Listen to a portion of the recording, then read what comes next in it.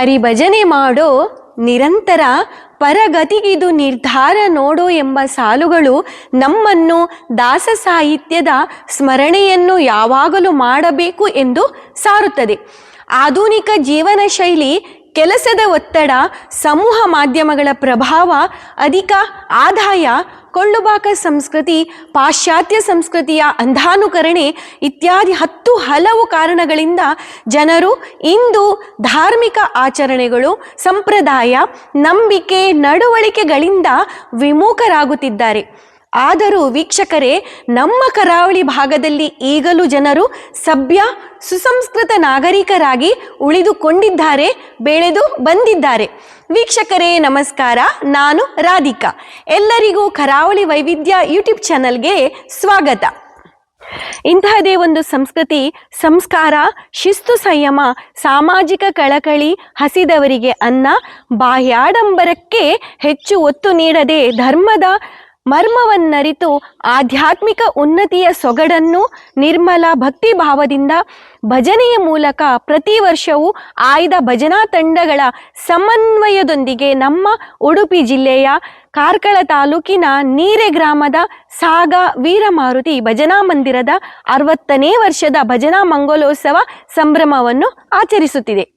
ವಿಶೇಷ ಕಾರಣಿಕವುಳ್ಳ ಈ ಕ್ಷೇತ್ರ ಇಲ್ಲಿನ ಪ್ರಭು ಕುಟುಂಬಸ್ಥರು ಸ್ಥಳೀಯರೊಂದಿಗೆ ಊರ ಪರವೂರ ಭಕ್ತವೃಂದದೊಂದಿಗೆ ಸೇರಿ ಪ್ರತಿ ವರ್ಷ ವಿಜೃಂಭಣೆಯಿಂದ ಭಜನಾ ಮಂಗಲೋತ್ಸವವನ್ನು ಆಚರಿಸಿಕೊಂಡು ಬರುತ್ತಿದ್ದಾರೆ. ಇದು 60ರ ಸಂಭ್ರಮ.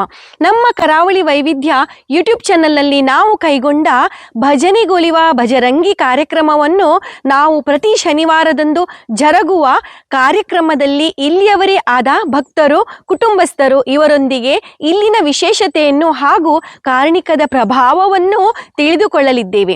ಇಂದು ನಾವು ಪರಿಚಯಿಸುತ್ತಿದ್ದೇವೆ ವಿಠಲ್ ದಾಸ್ ಪ್ರಭು ಬನ್ನಂಜೆ ಉಡುಪಿ ಇವರನ್ನು. ಇವರು ತಮ್ಮ ಅನಿಸಿಕೆಯನ್ನು ನಮ್ಮಲ್ಲಿ ಹಂಚಿಕೊಳ್ಳುತ್ತಿದ್ದಾರೆ. ಬನ್ನಿ ತಿಳಿದುಕೊಳ್ಳುವ ಇಲ್ಲಿಯ ವಿಶೇಷತೆಯನ್ನು. ಜೈ ಶ್ರೀರಾಮ್. ಸಾಗ ಶ್ರೀ ಸುಬ್ರಾಯ ಪ್ರಭು ಮತ್ತು ಅರ್ಚಕರಾದಂತಹ ಹರಿಕಣಿಗೆ ಶ್ರೀ ಶ್ರೀನಿವಾಸ್ ಭಟ್ ಮತ್ತು ಅನಂತ ಶಾಂತಿ ಸದನ ಇವರು ಆರಂಭಿಸಿದಂತಹ ಸಾಗ ಶ್ರೀ ವೀರಮಾರುತಿ ಈ ಮಂದಿರದ 60ನೇ ವರ್ಷದ ಭಜನಾ ಮಂಗಲವು ಈ ಸರ್ತಿ ನಡೆಯಲಿದೆ. ಈ ವೀರಮಾರುತಿಯು ಭಜನಾ ಪ್ರಿಯ ಅಲ್ಲದೆ ರಂಗಪೂಜಾ ಪ್ರಿಯ ಅಂತ ಹೇಳಿ ಕರೆಸ್ಕೊಳ್ತಾ ಇದ್ದಾರೆ. ಯಾಕಂತ ಹೇಳಿದರೆ ಮೊದಲು ಆರಂಭದಲ್ಲಿ ಕೇವಲ 1 ಅಥವಾ 2 ರಂಗಪೂಜೆ ನಡೀತಾ ಇತ್ತು.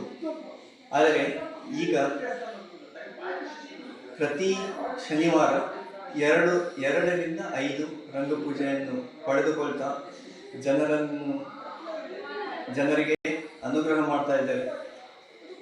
ಅದಲ್ಲದೆ ಇದು ಯಾವುದೇ ಒಂದು ಪ್ರಚಾರ ಇಲ್ಲದೆ ಕೇವಲ ಭಕ್ತರ ಒಂದು ಪ್ರಚಾರದ ಮೂಲಕವಾಗಿ ಈ ನಮ್ಮ ವೀರಮಾರುತಿ ಬೆಟ್ಟದ ಒಂದು ದೇವರ ಅನುಗ್ರಹದಿಂದ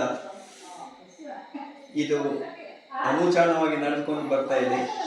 ಈಗ ಸುಬ್ರಾಯ ಪ್ರಭುಗಳ ಮಗರಾದ ಶ್ರೀ ಉದಯಾನಂದ ಪ್ರಭು ಹಾಗೂ ಅವರ ಸಹೋದರರು ಇದನ್ನು ಮುಂದುವರಿಸಿಕೊಂಡು ಈ ವರ್ಷ 60ನೇ ವರ್ಷವನ್ನು ಬಹಳ ವಿಜೃಂಭಣೆಯಿಂದ ಬೇಕಂತ ಹೇಳಿ ಅವರು ನಿರ್ಧರಿಸಿದ್ದಾರೆ.